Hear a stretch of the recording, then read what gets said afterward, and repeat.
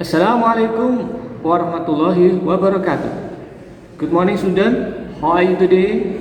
Now we will learn about geography. I hope you still healthy and keep spirit. Pay attention to my explanation.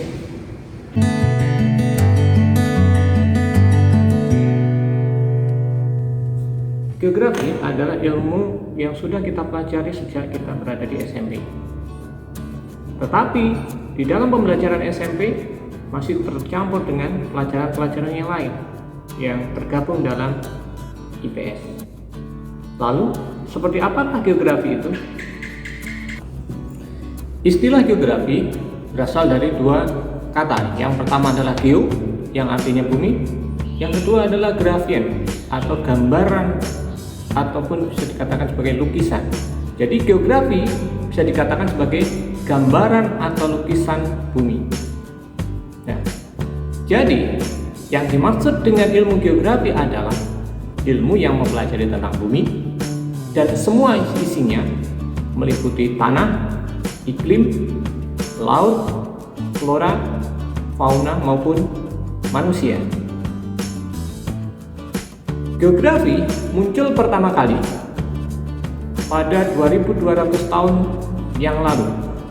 Saat itu ada tokoh yang namanya Eratosthenes yang dianggap sebagai bapak geografi karena pertama kali menggunakan istilah geografi dalam bukunya Geographica. Selanjutnya, perkembangan ilmu geografi berawal dari mitologi-mitologi yang berkembang pada masyarakat kala itu. Setelah itu, seiring dengan perkembangan zaman dan tuntutan kebutuhan hidup, manusia mulai melakukan penjelajahan ke berbagai tempat di muka bumi. Selain itu, pada awal abad kedua sebelum Masehi, muncul tokoh geografi yang bernama Claudius Ptolemaios yang berhasil menciptakan sebuah peta dunia yang digambarkan berdasarkan pembagian garis lintang 60 derajat lintang utara sampai 30 derajat lintang selatan. Pada awal perkembangannya, geografi hanya mencatat fenomena yang terjadi di permukaan bumi, seperti letusan gunung, laut, dan kejadian-kejadian cuaca.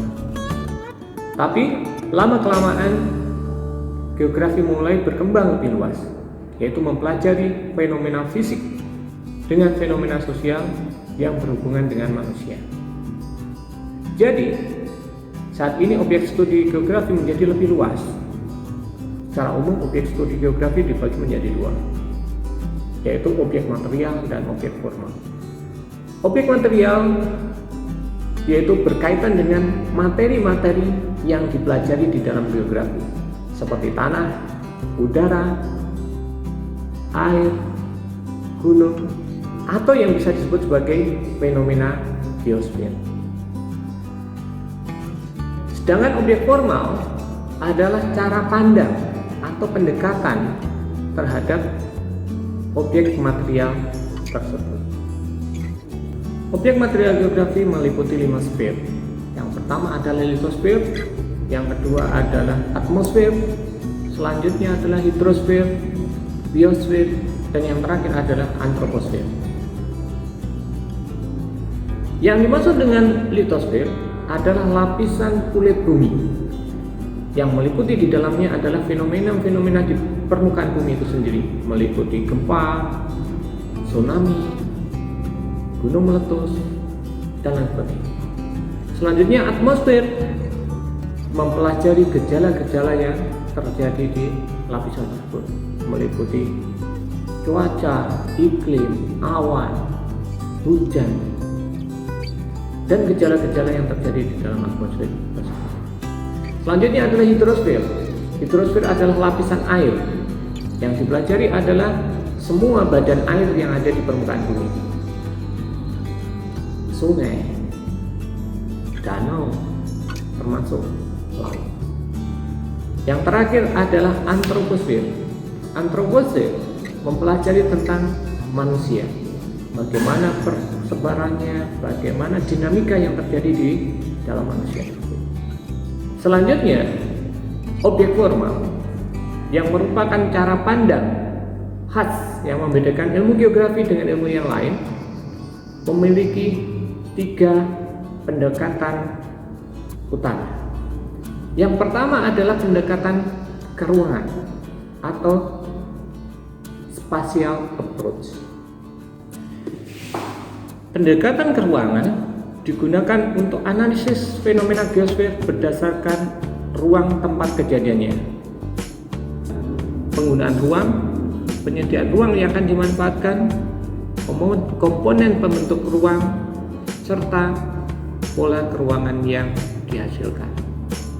Sebagai contoh, geografi mengkaji sebuah bencana, kita harus tahu dulu ya, ruangnya, tempatnya itu berada di mana.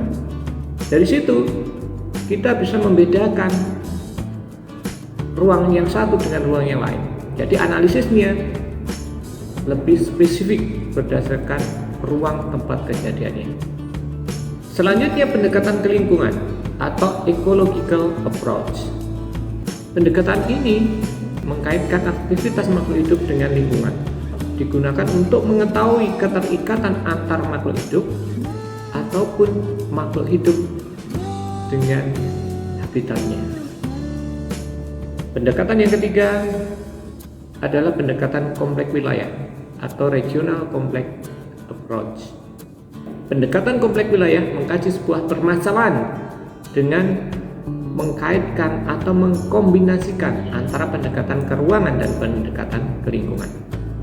Contoh penggunaan pendekatan kompleks wilayah digunakan dalam perencanaan pemukiman atau kawasan transmigrasi. Dari situ dikaji bagaimana ruangnya, unsur-unsur di dalamnya, keterkaitannya antar unsur-unsur ruang tersebut, dan jika itu dijadikan pemukiman, bagaimana interaksi manusia yang tinggal di situ dengan alamnya. Apakah saat manusia tinggal di situ mengganggu alam atau mempengaruhi dengan alam yang ada di situ. Selanjutnya, setiap ilmu pasti memiliki batasan dan cakupan kawasannya sendiri.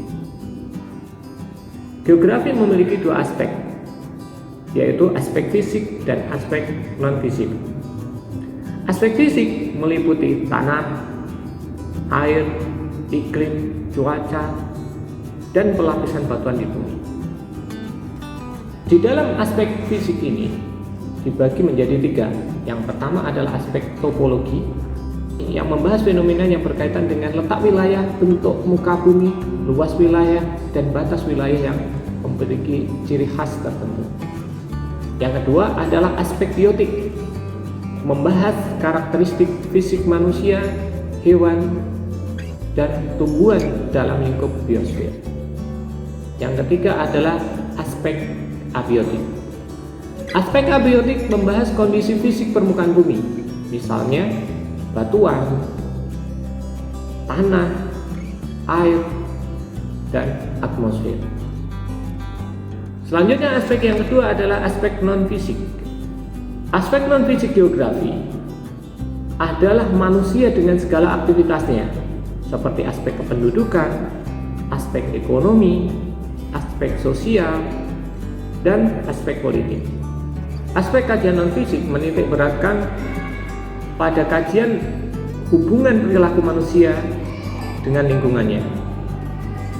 Sebagai contoh aspek sosial, bagaimana terjadi kelompok masyarakat, bagaimana terjadi tradisi di dalam masyarakat, terbentuknya adat maupun lembaga sosial.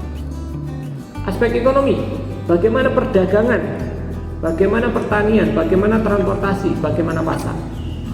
Aspek budaya, bagaimana kesenian yang ada di daerah itu, bahasa di daerah itu, agama maupun pendidikan. Sedang aspek politik membahas tentang pemerintahan, kepartaian. Itulah yang dimaksud dengan aspek non-fisik. Jika kita perhatikan, pembahasan geografi memang sangat luas. Jadi tidak heran jika ahli geografi dari Amerika Serikat yang bernama Preston E. James mengatakan bahwa geography is the mother of all science. Jadi geografi merupakan ibu dari semua ilmu pengetahuan. Selanjutnya mengenai ruang lingkup geografi. Jadi seperti yang sudah dijelaskan tadi, karena geografi mempelajari banyak hal, maka dibuatlah ruang lingkup ilmu pengetahuan geografi untuk memudahkan bagian hal-hal yang akan dipelajari di geografi. Seperti yang pertama adalah pengungkapan kejadian yang tampak dan terjadi di bumi. Seperti mengapa aliran udara mempengaruhi iklim, bagaimana terbentuknya gunung. Selanjutnya, meneliti sebab akibat suatu gejala atau kejadian dengan gejala lainnya. Seperti kenapa gempa bumi dapat terjadi? Kenapa gempa bumi di laut akan menyebabkan tsunami? Yang ketiga, mempelajari persamaan dan perbedaan fenomena yang terjadi di muka bumi.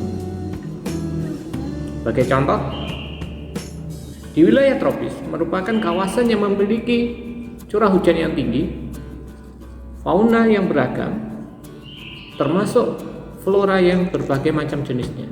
Sedangkan di daerah kering mempunyai karakteristik curah hujan yang sedikit, tanaman yang sedikit, termasuk hanya jenis fauna tertentu saja yang hidup di sana. Yang keempat, mempelajari penyebaran kejadian atau gejala. Seperti kenapa di Indonesia banyak sekali gunung api? Kenapa persebaran penduduk di Indonesia tidak merata, hanya berpusat di Jawa? Yang kelima, pemecahan masalah geografi. Pemecahan masalah geografi tidak lepas dari 3 pendekatan. Pendekatan ke ruangan, ke lingkungan, dan ke wilayah. Sebagai contoh, pemecahan masalah. Penebangan hutan secara liar dapat menyebabkan banjir. Permasalahan ini dapat dianalisis dengan pendekatan ke lingkungan, sehingga bisa dicari pengurangan dampak dari permasalahan tersebut. Selanjutnya, karena kajian yang luas tersebut di dalam ilmu geografi memiliki 3 kajian utama. Yang pertama adalah geografi fisik, merupakan kajian terhadap fenomena permukaan bumi yang bersifat fisik, seperti iklim, batuan, tanah, dan sungai. Selanjutnya, geografi manusia merupakan kajian terhadap kehidupan manusia, pengaruh manusia terhadap lingkungan, serta aspek-aspek sosial, politik, ekonomi, dan budaya di dunia. Yang ketiga, geografi teknik merupakan kajian tentang keahlian teknis di dalam geografi, seperti pemetaan, penginderaan jauh, maupun sistem informasi geografi. Kegunaan mempelajari geografi teknik yaitu mempelajari fenomena yang terjadi di muka bumi dan menyelesaikan permasalahan-permasalahan yang timbul di dalamnya. Okay, thank you for your attention. See you next time with my video.